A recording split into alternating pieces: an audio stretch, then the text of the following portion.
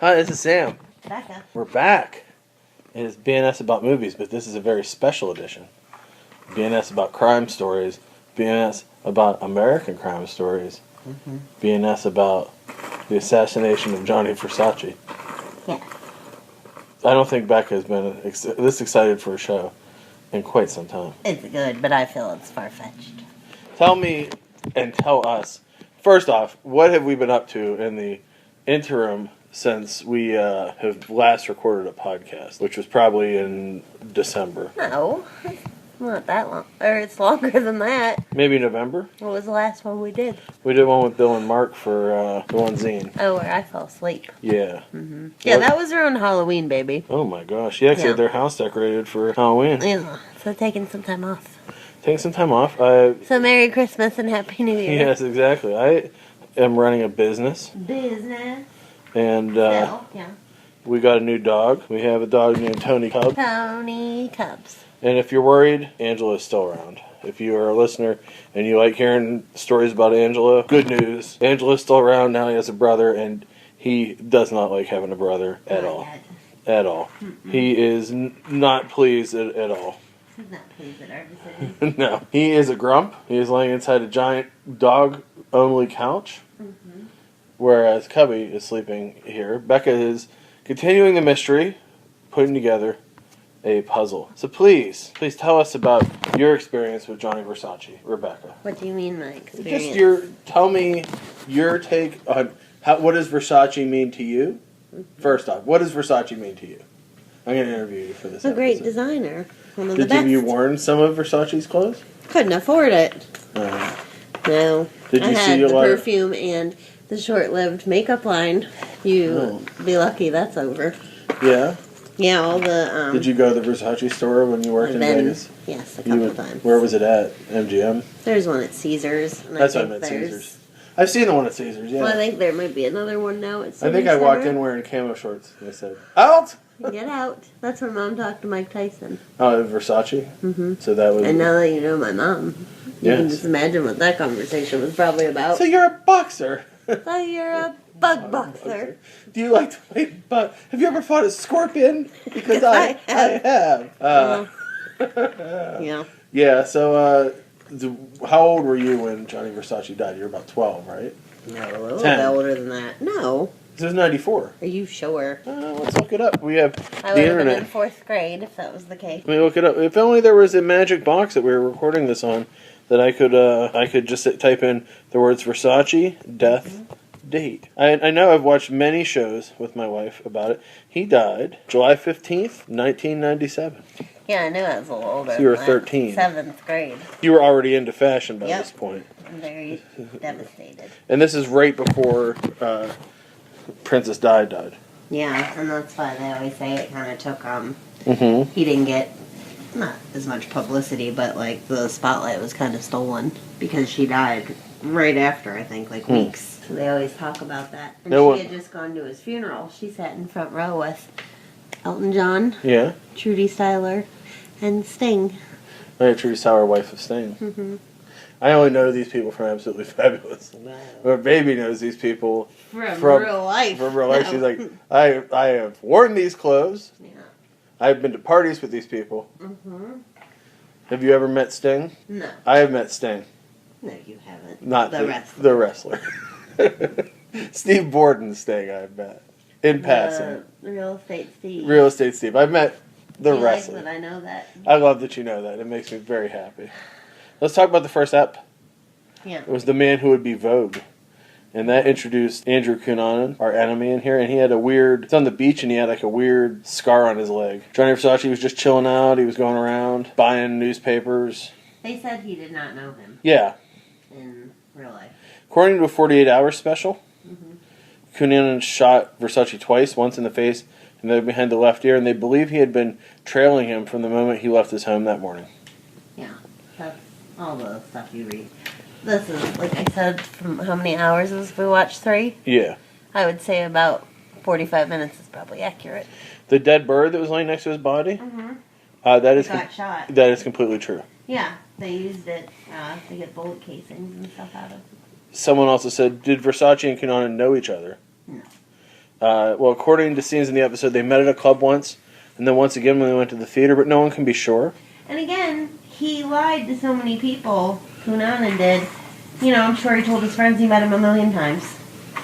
Like, just to say, oh, look who I met, you know, and it wasn't even true. Yeah. Several of Versace's friends and family have called this entire series a work of fiction. While some former acquaintances of Cunanan claim the two briefly met, but who knows what he would say. The fact it is true, he did often go by the last name De Silva, and he would tell numerous people that he knew Imelda Marcos. That was one of his big brags when he claimed to know famous people. She was like his grandmother. He claimed, remember, he was a pineapple, heir to a pineapple fortune. Yes. From her. And there's a Rolling Stone article on their website that talks about interviews with people. That the story is full of gossip and speculation, is what the family said, and they don't really want to talk about it. But, however, Donatella gave her blessing to the show. Cruz.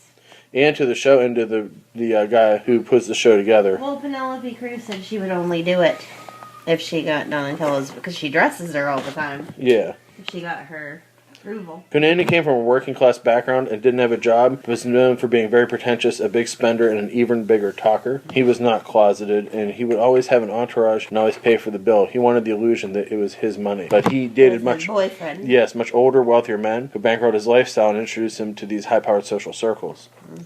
This is based on Vulgar Favors, the book. According to the book, Versace and Cunanan first met at a party 7 years before the murder. But Donatella, for what it's worth, denies that her brother ever met him. I mean, she doesn't know that, but like I said, they make it seem like that's why all this happened. A lot of people don't know even why he started this 2-week killing spree.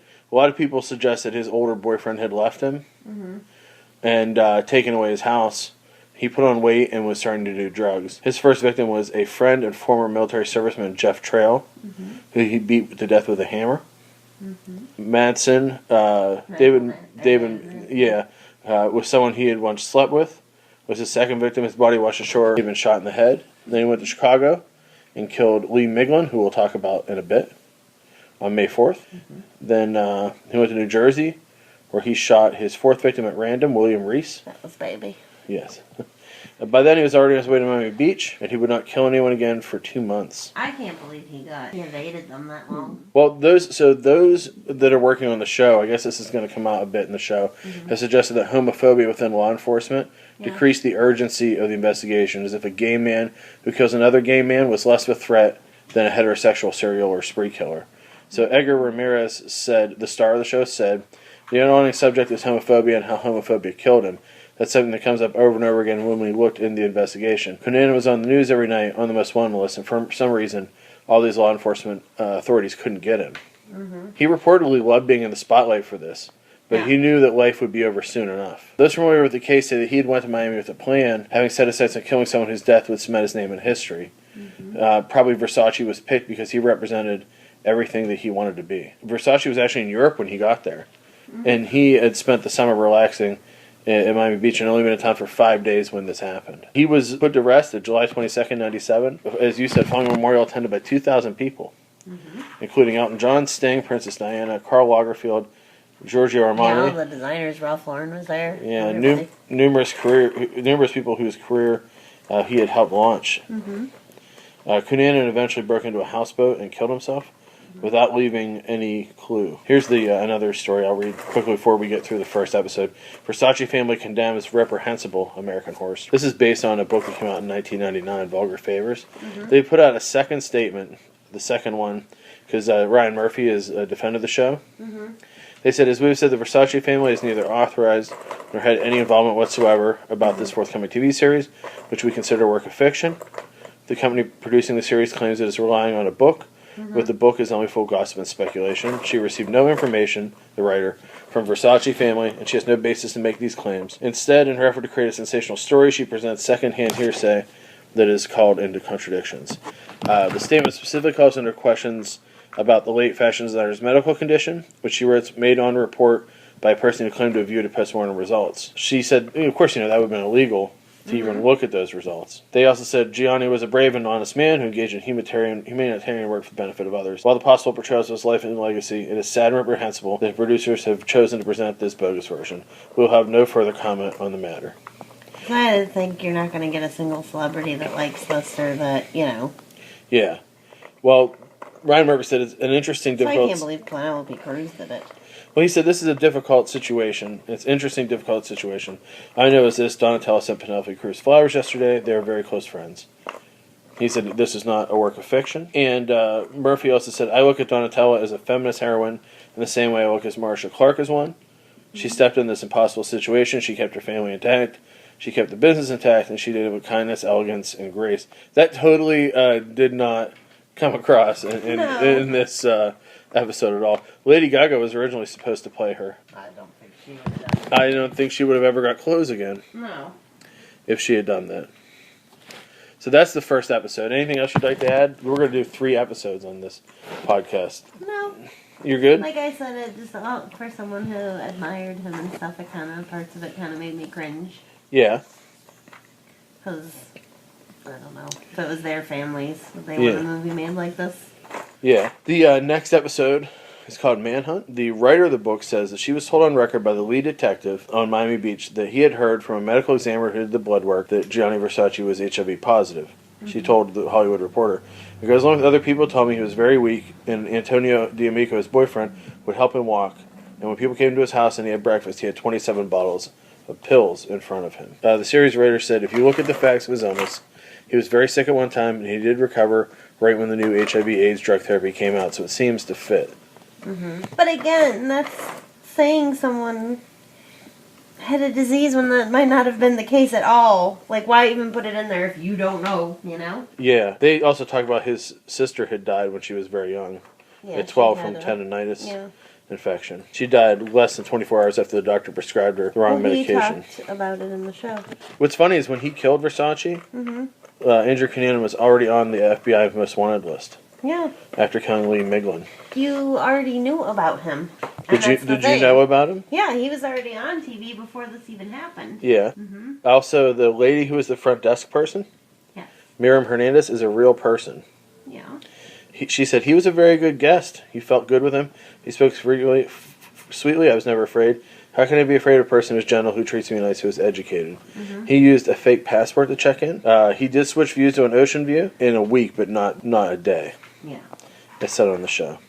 There is no evidence that the real Cunanan ever befriended an HIV-positive drifter. However, the person running Holston in here was a real person. He was a retired florist who lived at the Normandy Hotel in 1997. He says that the only connection he ever had with Cunanan was to ask him where his truck was from, and then he ignored him. It is true the sandwich shop employee recognized him, and police missed him by minutes. The pawn shop, he did use his real name and address while selling a coin. Yeah. That information was sent to the police. The police had that pawn slip for 5 days before the murder, and despite his status as an FBI Most Wanted person, no one recognized his name. This embarrassing slip-up later prompted the Miami police to computerize all city's pawn shops. At that point, they only did things by paper, so nothing was cross-referenced. Isn't that crazy? Like, it's weird because that's one of the things I was thinking about when I was watching this show tonight. Like when he, on the 3rd episode, not to jump forward, but in any of the ones where he kills somebody. Like today, maybe because we watched Rough Night and I'm thinking about it. Like today, I think, not that I think about killing people all that often, but go with me on this. If you were to kill somebody, there's so many cameras. Yeah. And there's so many people watching. And it's like, I know that Cunanan was crazy and probably didn't care. But like, there are so many more ways to get caught today than there were then. Because like, he was shocked in the 3rd episode that they were seeing when his phone, when the phone was used and things like that. Today, he would have had either a burner phone or he would have had an iPhone, and they would have been tracking him through that too. They also would have seen when like that old guy would have had, Lee Miglin would have had an iPhone. They would have had the last text from his wife. Do you know what I mean? And they would have seen pings and stuff like that. I feel like it would be a lot harder to get away with now. Yeah. Also, in the 2nd episode, we see our first appearance of Andrew Cunanan's signature move, duct tape. Here, guys, duct tape face. Which again, for instance, this happened. Yeah. Why embarrass the shit out of these people? Here's the thing. Because I think that this Ryan, whatever his name is, I think he's an asshole. Do you? Yeah. Why? I don't think I would be friends with him. He's just making stuff up for ratings and whatnot. You know, after I wrestle, I won't have a lot of hair on my arms because the tape pulls hair from my arms. When he duct tapes this dude's faces, like, where do their eyebrows and eyelashes and stuff go? They are gone. And they love it. They love getting duct taped. Like when he put duct tape use. and he put that stuff in that dude's mouth, he was like, "Oh yes, please duct tape my head." Like I said, I learn stuff all the time. Didn't know people were into that. You know what? I never knew about it. That shocks me. I don't know anything about duct taping. I got a whole bunch of new stuff to learn. Yeah. So the third episode. So when we get to the third episode, this one had in. It was all about Lee Mingan. Megan. Lee Mingan's wife Marilyn, who is Judith Light, who was my favorite person. Try to win an award with this episode. She was great in this episode. She had her fragrance Fina Hormone on the Home Shopping Network. She should win an award. She is still monthly on HSN, and her website describes her as a beauty authority, and speaker who is amongst the nation's top 500 workers. Here's her website.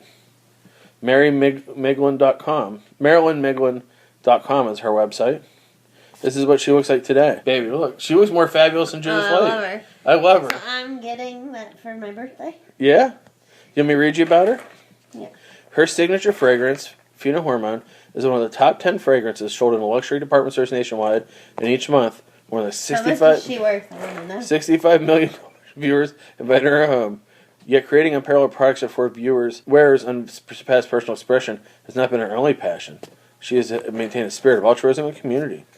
She served on Mayor Daley's Commission on Tourism. She's on a lot of boards. Yeah. The Marilyn Miglin Way is now the honorary name of Oak Street's most prestigious shopping district. Aww. How much is she worth? I have to look. Here's their holiday catalog. Here's some of her different things are called Magic, Destiny, 112, Goddess, Fina Hormone Jasmine, Pajama Lily. Lily. She has fragrances, skincare, cosmetics, gift sets, bestsellers, holiday catalog. They'll even wrap stuff. Frequently asked questions. Did you know your husband was killed? Oh, there's no. I guess she probably might. There's none. It's all about is my part. So, how do I find out what she's worth? What do I just type her name in and say net worth. Marilyn. I do it all the time. Why do you want to know people's net worth? Because I'm curious. This is my favorite thing. I'll be telling your dad about a movie, and he'll be like, "What do you think John Saxon's worth?" And I'm like, why wouldn't I know? Their family's still fighting. 20 years after murders, his son just talked. There's no net worth. Doesn't say. Here, I typed in Marilyn Miglin net worth. Yep. And that's what came up. Nothing came up. Marilyn Miglin. For some reason, it does not say. She's a very private person. She is. Let's look up how much Sam Panico's worth. Oh, no. 10 candles. No one knows. Sam Panico net worth. Skipping over. No, this is 3 is the latest one. He developed the Bar Association and Madison Plaza buildings. The show suggests that Miglin arranged a meeting with Cunanan, an escort whose services used before, while his wife was out of town. There's no hard proof of this, and the family denies they'd never known each other. They talked about the Sky Needle, which was on track until 1990. The portrayal of Miglin showing the drawings of Cunanan is probably entirely invented. Mike Farrell is who played him. He was in. He was from MASH. He was found in his garage, partially hidden under a car, with stab wounds, all of his ribs broken, throat slashed, feet bound, face wrapped in masking tape with just a small hole, and his body covered in plastic and brown wrapping paper. He was stabbed with either pruning shears or a screwdriver, and they used a gardening saw for the throat wound. They said that there were 24 blows to the head, face, and chin. The concrete block thing, they said, is probably not true. The drama. The only source from the magazines and the underwear is from the book. Yeah, Cook County Medical Examiner Edmund Donahue dismisses the torture. Tying Miglin up and wrapping up his head, he said, was strictly practical to keep him quiet, keep him from moving around. I don't think it's reminiscent of bondage. Though in the show he did make off with his sports car. I told you, though, that has never been mentioned in all the shows I've watched. Yeah. I've watched a bunch. There's no hard evidence that he knew him, much less engaged in his services. The only source. The whole thing. Any show you watch, 48 Hours, all of those, that's one of the ones they were like, why did he pick him? Like, why? Yeah. Well, interestingly enough, listen to this. The only source for the fact that Miglin was gay is Orth, the writer of the book, who quoted several anonymous sex workers, claiming it was well known in Chicago's gay community that Miglin was gay.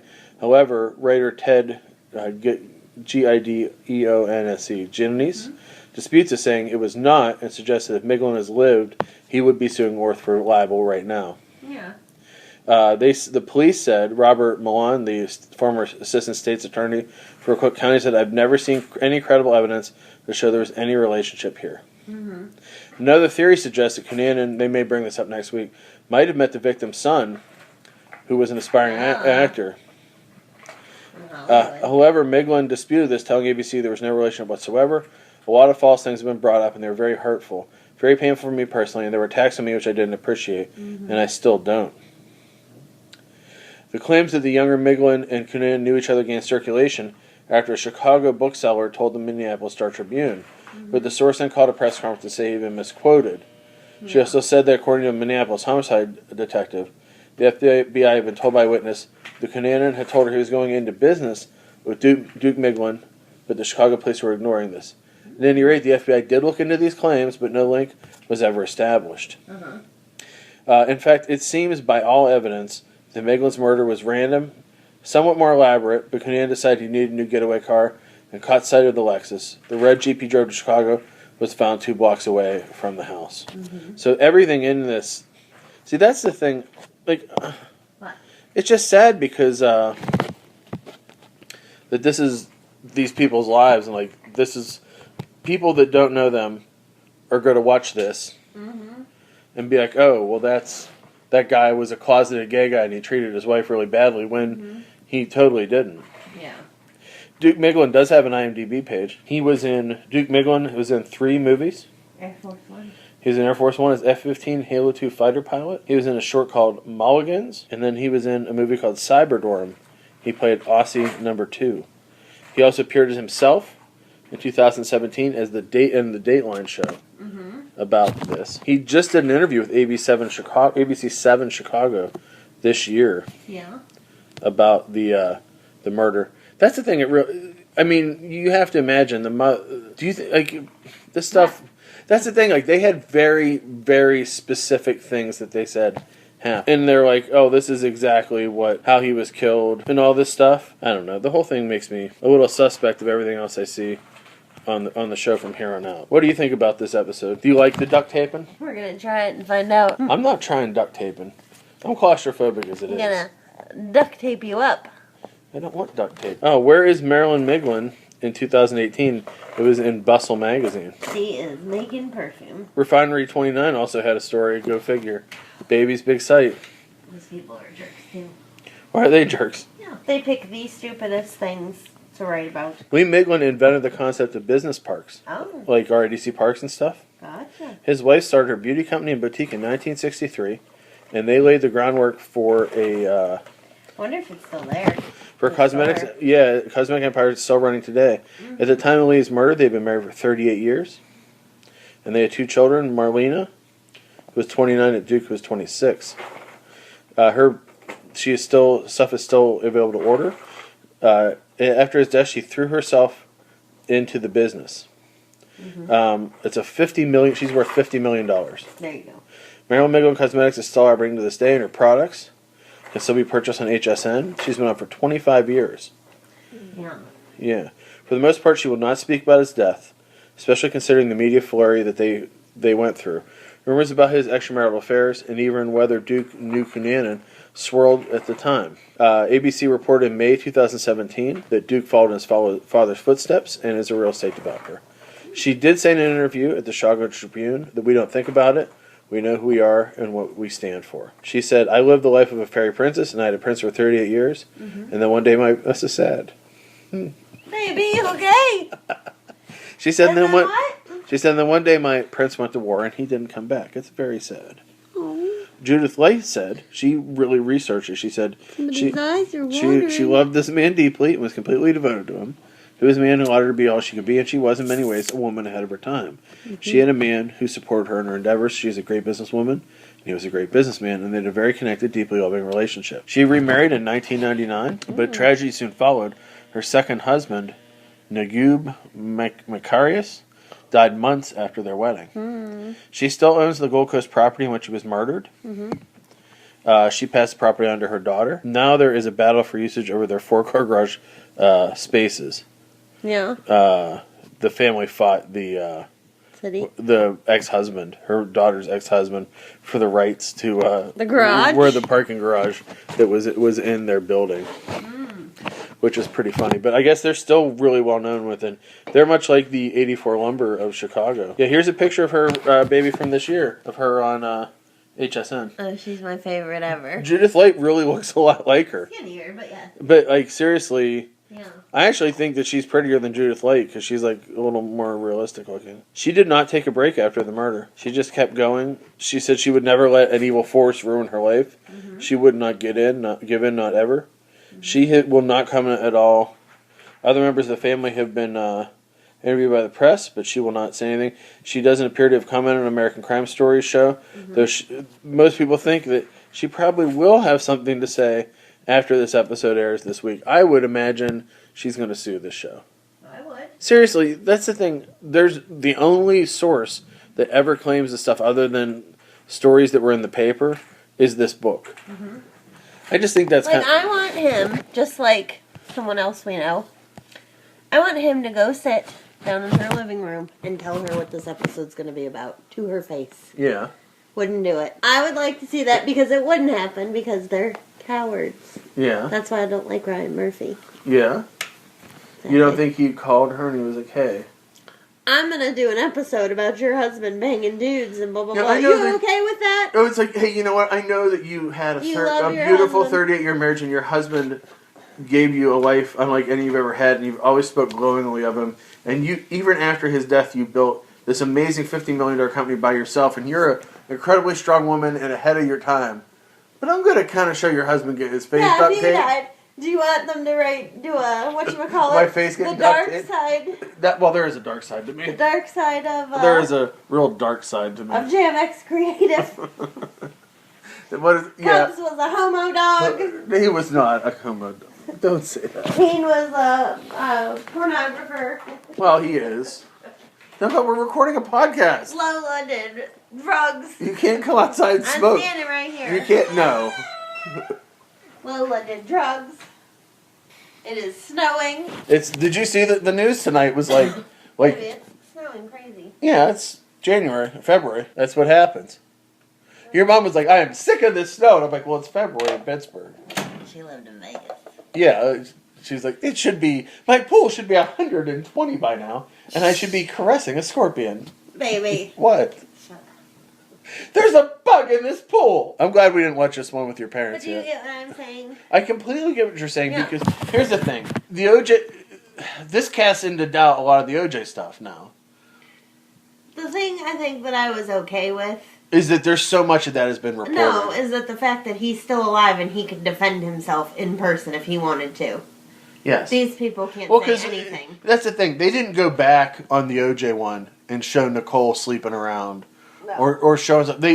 Everything was post. You know why? Because he's still here. Well, yeah, and her family's still here. But that's the thing. His family's still here. This is a dude that did a lot of great stuff and led this big life. And you know what? Mm-hmm. I'm sorry. Maybe I don't know anything about him and his wife.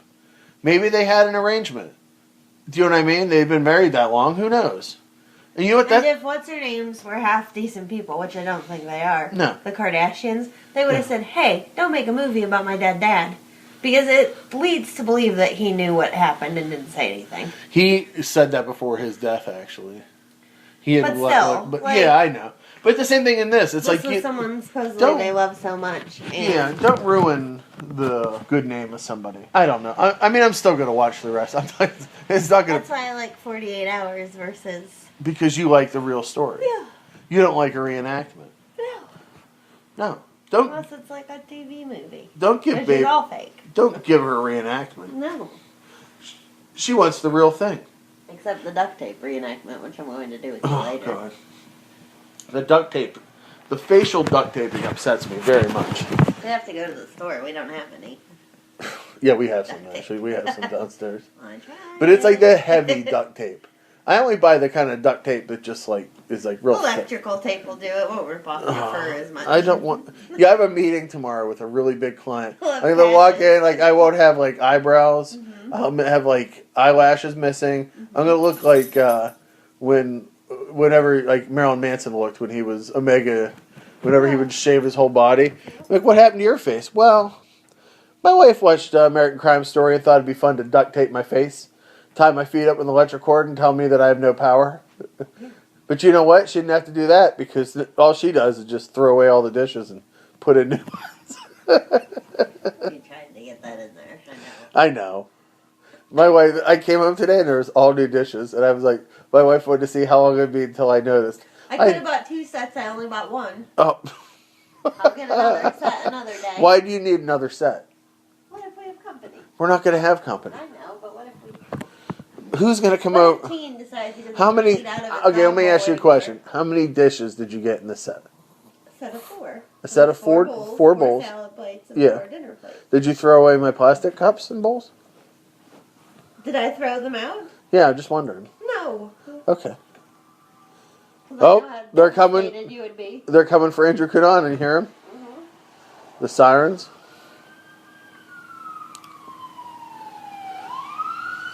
Well, that's the po-po. Oh. That's the po-po. Did somebody duct tape somebody's face down in Duquesne? Probably just watched the show and got the idea. Do you think kids are going to watch it and then duct tape their brothers and sisters' faces? No. You don't think kids are watching this show? No. Oh. What do you think about Ricky Marvin being on the show?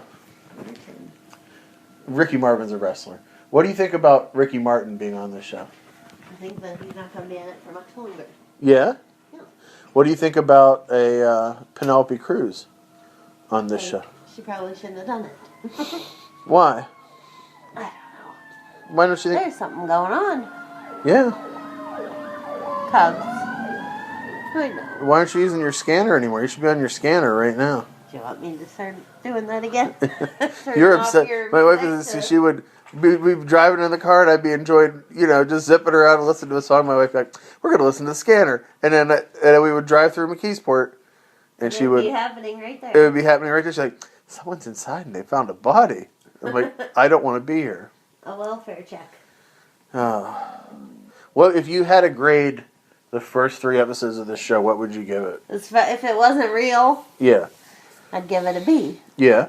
The fact that it is real and I think it's mean to them, I give it a D. A D? A D for don't. But you're going to watch episode 4. Yeah. You'll say next Thursday, you'll be like, put on our show. Yeah, because that's what I think of it as a show. I don't think of it as the truth. Okay. Because it's not. Will you do another podcast about this? Sure. Are you available to answer questions about this? Not from the police, but from interested parties? I'd like to talk to the police. If you are a police person that investigated the Gianni Versace murders, Reach out. reach out to bnsaboutmovies@gmail.com. Mm-hmm. And you can Help. help Becca with her case. Yeah. The case that she's putting together here. It's called Kitten's Candy Shop. Yeah, Becca's been doing it. If you hear this noise that opened the show, Becca's doing a puzzle. Yeah. The dogs all think that when she does a puzzle that she's playing with food. So the dogs try to eat the puzzle while she's doing it. We really have a exciting life here whenever we're not running giant businesses. Yeah. But can I plug a few things? What would you like to plug? Well, what would you like to plug? You. And nothing changes, people. We've been doing the show for over a year. Nothing changes. I'd like to talk about our website. Yeah. If you are listening to the show, maybe Plugs.com. if you haven't listened to the site, if you haven't listened to the show in a while, because we haven't done one since. We're going to do it more often now, though. We have a plan. Mm-hmm. Because Becca told me her plan today. What? She said Monday, Columbo. Yeah. Tuesday, a movie. Yeah. Wednesday, Murder, She Wrote. Mm-hmm. Thursday, American Horror Story. Yeah. Weekend movies. Yeah. Somewhere in there, record a podcast. Yeah. That's your plan for how you're going to get all this done. I gotta get on the Crime Watch. Yeah? So if you go to our website, which is bnsaboutmovies.com, or you could say bandsaboutmovies.com. Yeah. You can check out next week. Probably the week. Actually, you could check out this week. We're going to have a lot. It's mostly horror movies. But we're going to have some of my favorite movies are featured next week. Would you like to hear what next week's movies are? Yes. They will be, well, once this loads. Right now we're in the middle, and this will probably air, you can go back a week and listen to it, but Video Game Week is currently going on. People are seeming to enjoy Video Game Week very much. Mm-hmm. Because people love video games and they love movies. Next week is movies that I love. I picked 7 movies that I would like to talk about, and they are The Living Dead at Manchester Morgue, Burial Ground, The Redeemer, Son of Satan, Love Me Deadly, Harlequin, Julie Darling, and I Drink Your Blood. Next week is every movie in the House series. Yeah. The week after that is cannibal movies. It'll be Cannibal Ferox, Cannibal Holocaust, Eaten Alive, Dr. Butcher MD, Mountain of the Cannibal God, Emmanuel and the Last Cannibals, a.k.a. Make Them Die Slowly, and Eating Raoul. And then the week after that, very excited about Lucio Fulci week. Yeah. And then a whole bunch of other stuff. The site's been written the whole way out until July. Because I watch too many movies when I work at home. You do? Yeah. All day long I'm watching these movies. With this little dog. This little dog's lived here 2 weeks. And he's seen thousands of murders. What can you tell people about Tony Cubs just before we sign off? Huh? What do you want to tell people about Tony Cubs before we sign off? That he has a cat-like tongue and he likes to lick things? He does. That he is a hunchback? Mm-hmm. He has a little hunch. It is. He grew up in a trailer park. Mm-hmm. And he already has a son named Houdini that has been adopted out. He is between 5 and 7 years old. He is missing several teeth. He has a feathery tail. He is chocolate colored. Mostly black, but also chocolate colored. He looks pretty much like Angela's little brother, which he is. Mm-hmm. So, that's an update on our lives. It is. Anything else you'd like to let the people know before we go away for another couple weeks and come back with more Gianni Versace? Mm-hmm. No. You've said it all? I've said it all. Well, you've said it all, Becca. I have. There's one thing you didn't say. You have to change it for this. What will be your sign-off for Gianni Versace? We'll see you. Ciao, Bella. Ciao, Bella. What we say, we'll see you at the runway. Yeah, on the runway. And say it. It'll be good. Mm-hmm. Good. We'll see you on the runway.